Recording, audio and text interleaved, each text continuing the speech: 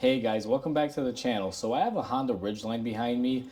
Now I went ahead and I did pads, calipers, and rotors in the rear, and I was gonna go ahead and power bleed them because I didn't have anyone here to manually bleed them with me. So I was gonna use my pressure bleeder.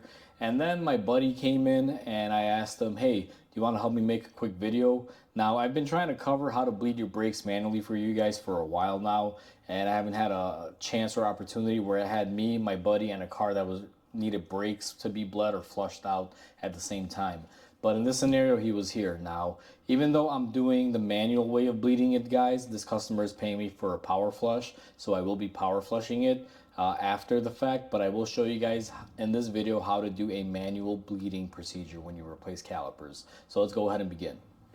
Now, before we begin this process, guys, the manual bleeding procedure is always going to require that you have fluid inside the reservoir. So I like to make this on a side note and make sure before we even start on this, as you're manually bleeding the brakes after every wheel, after a couple pumps and a couple openings to get the air out, you want to make sure you stop, lock it, go back up front and top off your master cylinder. If you fail to do so, you can actually run the master cylinder dry, and what will happen if that were to happen is you will get air back into your system. And then if you were just, let's say, bleeding out one caliper, well, guess what? You got to bleed out everything and you got to start from scratch. So make sure after, I usually, the general safe rule for me is after about 3 to 4 pumps, after my buddy basically pumped the brakes 4 times and I opened the bleeder, I stopped, I locked my bleeder down, went up front, added some more fluid, and then continued to go on. And it doesn't matter, you can sit there and bleed the same side 20 times if you want. Just make sure after every couple pumps you have fluid in the master cylinder. If you run it dry, you can damage it and you can get air inside the system and hurt what you're trying to do. So be very mindful of that, guys. So we start off in the engine bay, guys, and what you're going to want to do is open up your cap for your master cylinder. Now this can be a little bit messy, just be very careful. Now if you just did calipers like I did, your actual master cylinder is going to be low. So what you're going to want to do is go ahead and take some of your brake fluid and fill it up. Now if you're doing this method because you want to flush out your brake system, what you're going to want to do is actually suction out all of the old brake fluid and go ahead and pour in some new fluid.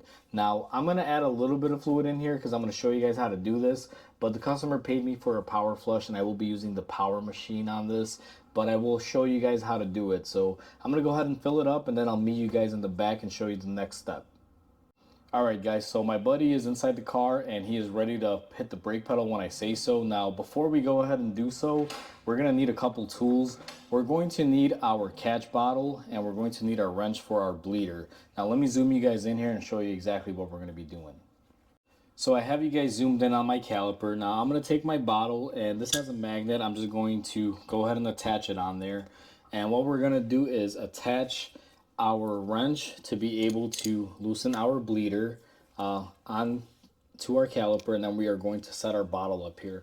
Now what we're going to be doing with this is basically catching our fluid, and I'll kind of zoom you guys in so you guys can kind of see the whole caliper here. Now the way this is going to work is I'm going to tell my buddy to pump the pedal. He's going to pump the pedal 1, 2, and 3. He's going to hold the pedal down, and when he says it's down or he honks the horn on the car, guys, I'm going to go ahead and open up my bleeder. So let's go ahead and do that. Pump.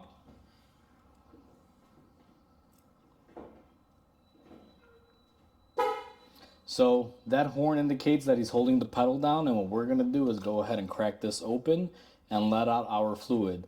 Now you want to do this multiple times, guys, and you're not just going to do it once. So we're going to go ahead and do it again. Pump.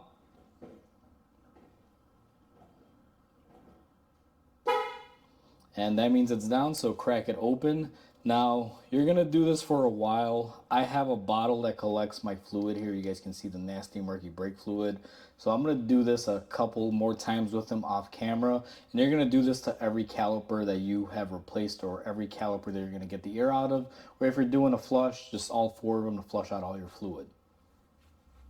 Alright guys, now that you went ahead and you bled your brakes and we timed this up and we removed our bottle, that's our reservoir to catch the fluid. If you guys don't have the reservoir to catch the fluid, you don't got to worry about that part. You could also just put your wrench on here and open it and just let it, bleed out and squirt on the body if you want. You're just going to have to clean up the mess. I prefer to use that catch bottle. Now I remove my bottle and my wrench, everything is nice and tight. We went ahead and we bled everything on here. What we're gonna do is go ahead and make sure that our bleeder is tight in every single caliper that we did this to. And once we do that, we're gonna wanna grab our brake cleaner. And you don't gotta really go too crazy here, guys, but you wanna clean up your mess. Now, even though I used the bottle, I still had some brake fluid there that got left over. Make it good practice to clean up after yourself, because if you leave brake fluid on here and it kind of goes all the way down, it may look like you have a leak. So just be very mindful.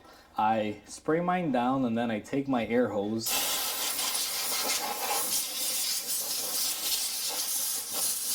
and just like that, you're gonna want to blow it out. Just get off any residue. Now I will hit this again, guys, and I will do the same thing, because sometimes I find that inside of here there will be some remaining brake fluid, and if you get your brake cleaner in there good enough, it'll dissipate it. You just want to make sure you're very clean.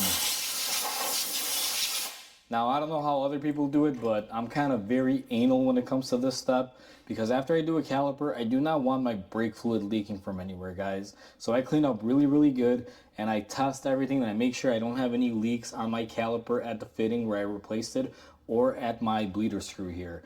Alright guys, now that we went ahead and we got our brake calipers bled out, or if you're flushing out your system and you flushed it out, the last step in this is going to be, you're going to have to fill up your reservoir here to the full line. Now I already went ahead and I did that off camera, and you guys can see there's some oil residue all over here. What I like to do is take my brake cleaner and I clean it all out once you're all done, because you don't want to have any brake fluid lingering.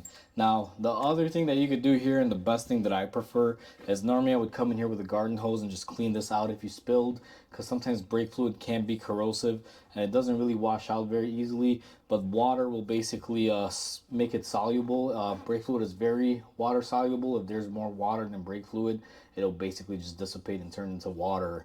It breaks down very quick. So go ahead and do your cleanup, top off your master cylinder, and that should be the last stage in this process for you guys.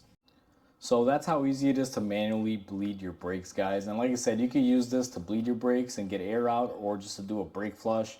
As long as you follow these easy steps and you keep the master cylinder full with fluid, and you follow a nice procedure with whoever's helping you bleed the brakes, where they're pumping and they're holding it down, and you're opening up the bleeder as they're holding it down, and they're able to keep pressure on it, it goes pretty smoothly. It's a very quick, easy, and simple process.